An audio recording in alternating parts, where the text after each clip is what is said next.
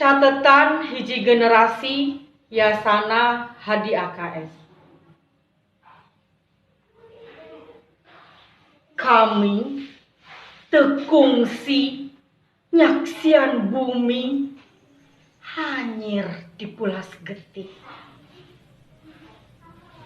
Di Medan Jurit atawa di Kadoliman Gangas. Ngahuru jajantung naon hartina sasiki pelor kayakinan sabaraha harga pati jeung kamardekaan anu kudu dibeli.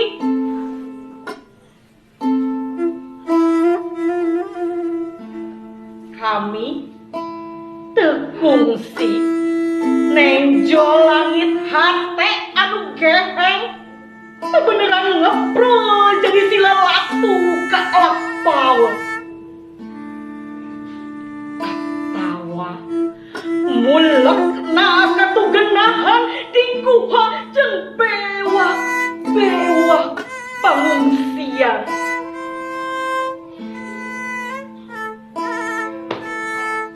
Kami terjadi saksi di lembur-lembur kulawu. Peting nu sepi di intipati. Kakeuh salilana jadi ririwa. Kalangkang jujur relatan. Naon hartina imah jeung katentreman. Kami lahir tina rahim kemakmuran, tina biruna gunung industri nu ngalamuk jeung saha ieu nagri can waluya.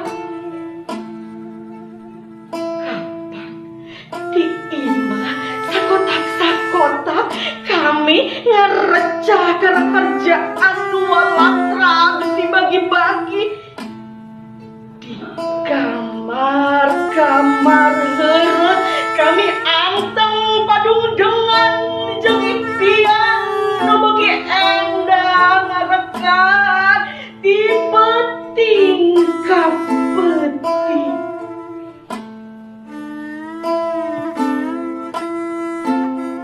Kami lahir dina gumuruhna abad nu luhung. Ringkang waktunya pegatkeun akar ngarubuhkeun tangtungan. Demi tangtungan kami batang tanpa akar paninengan luntah jeung angin nu terus ngahiuk ti pong peradaban global.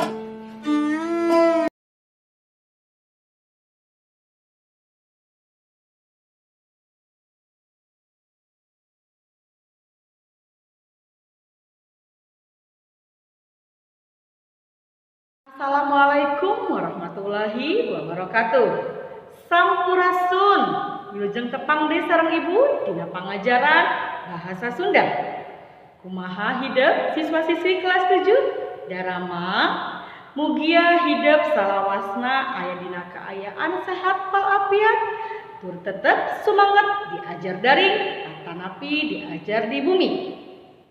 Ngadanget ieu ibu bari semedar materi ngeunaan maca sajak. Naon atuh sajak teh? Unsur-unsur intrinsik naon wae atuh anu ngawangun hiji sajak teh? Teras kumaha atuh teknikna maca sajak teh? Padaran sajak nya ngawitan wangenan sajak.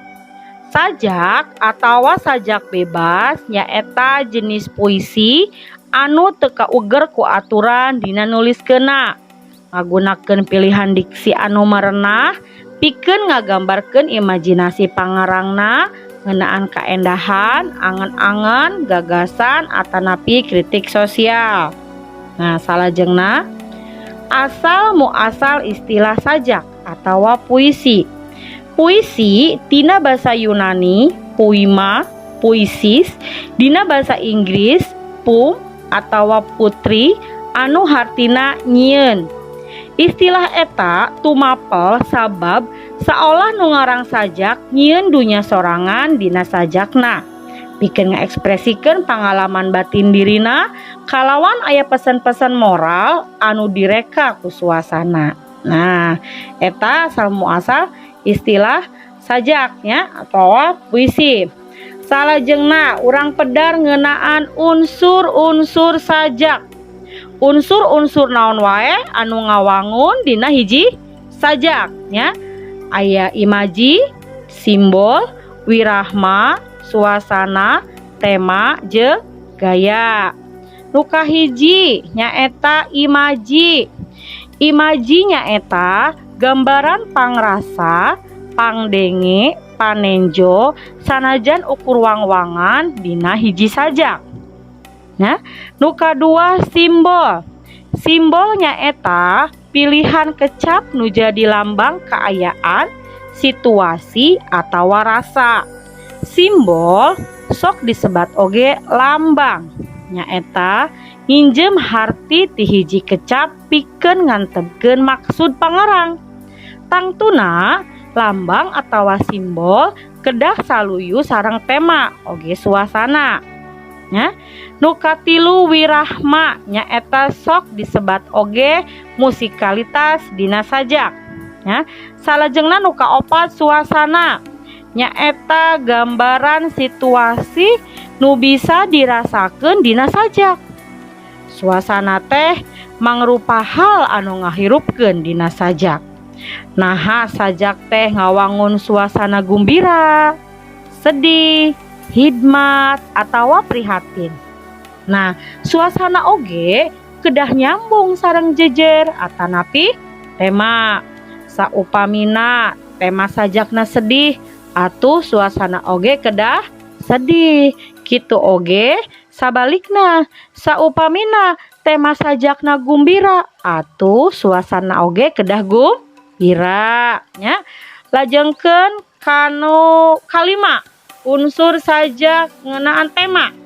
Temanya eta gagasan dasar tina hiji sajak atanapi hal anu utama anu inti pasoalan nu dicaritakeun dina sajak nya. Nah, eta tema ya.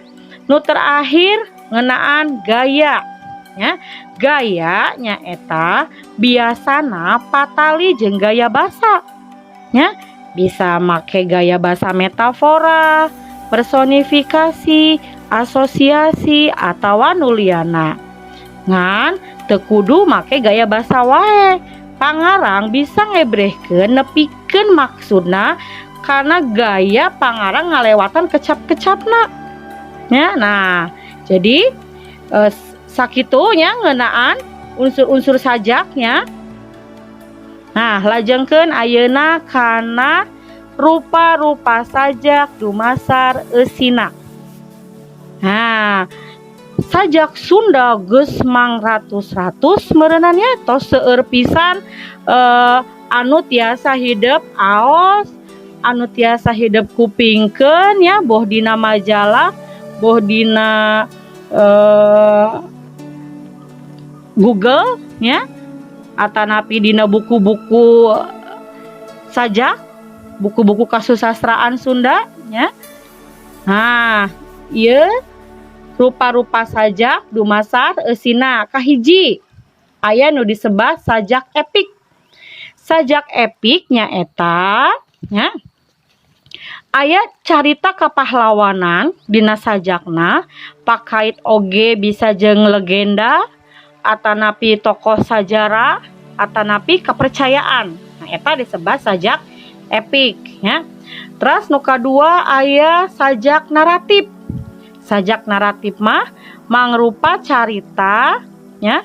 Nah, dina caritana tangtos aya tokohna, aya tempatna, aya kajadianana seolah-olah nyata nya. Tah eta kaasup kana sajak naratif ya. Teras nu katilu sajak lirik ya. Sajak lirik eusina biasana mangrupa ekspresi batin panyairna nya. Nah, anu kaopat nyaeta sajak dramatik. Dina sajak dramatik aya caritana malah dilengkepan ku dialog atawa monolog nya. Nah, teras salajengna sajak didaktis. Sajak didaktis mah nya sajak anu ngandung atikan sarta pesan moralna nya. Teras salajengna aya sajak satirik. Sajak satirik mangrupi sajak anu eusina kritik kana keayaan nya. Teras sajak romans. Sajak romans nyaeta mangrupakeun sajak gambaran kanyaah atawa cinta hiji jalma. Nah, teras aya sajak elegi. Elegi nyaeta sajak anu eusina mangrupi gambaran kanyanyerianan hiji jalma nya. Nah, teras salajengna aya sajak ode. Ode mangrupi sajak anu eusina pujian kanu boga jasa.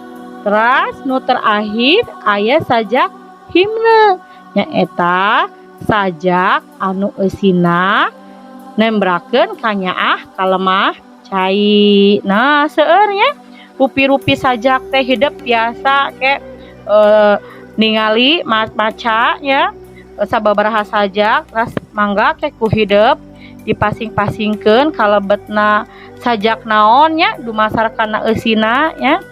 Nah, nu terakhir nya urang pedar ngeunaan cara-cara maca sajak atanapi teknikna dina maca sajak. Nu kahiji naon wae atuh nya cara-carana teh nya. Nah, kahiji hideuk baca heula teks sajak sababaraha balikan nya make artikulasi anu tepat lantaran artikulasi dina maca sajak kudu jelas, bener, tur merenah. Terus we diuwihan deui ya. Nah, teras saatos kitu cirian kecap anu teu dipikaharti tuluy maknaan kalawan merenah ya. Nah, tos kitu pedar unsur-unsurna nya sajak teh jiga nu tadi nu dibahas ku ibu nya. Nu di pertama tadi unsur-unsur sajak. Nah, dugi kamaham kana suasana nu kagambarna kumaha nya, temana ngeunaan naon, teras ngagunakeun simbol naon-naon maksudna tina simbol pangarang masihan simbol eta dina sajak jeung nah kagambar oge pesen pangarang dina eta sajak nya. Nah, tos maham kana eusina kana unsur-unsurna ya ku hideuk. Nah, teras baca teks sajak make intonasi anu tepat tiap kecapna, tur mimik anu merenah serta gestur anu basajan tong kaleulewihan teuing gesturna nya sederhana we kitu nya. Nu penting nya eta sadaya intonasi, mimik, gestur nya tiasa ngadugikeun pesan anu baris didugikeun ku pangarang dina eta sajak nya. Nah, teras anu kalima nya poles ku teknik macana atanapi dianggo wirahmana. Tangtukeun paragraf mana nu jadi klimaks di teks sajak ieu. Nah, sangkan orang biasa nangtukeun bagian mana anu kudu dikuatkeun power sorana, bagian mana anu kudu dialonkeun sorana ya, bagian mana oge anu kudu diterehkeun macana, dilambatkeun ya, sarta tiasa oge aya tekenan sora ya. Nah, dina teknik maca kedah diperhatikeun pisan sangkan ya para audiens henteu bosen tur kadugikeun pesan pangarangna. Nah, ya.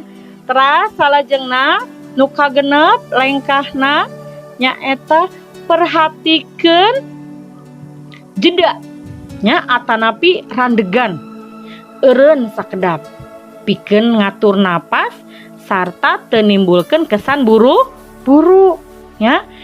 Paragraf ka paragraf ieu kudu aya jeda nya.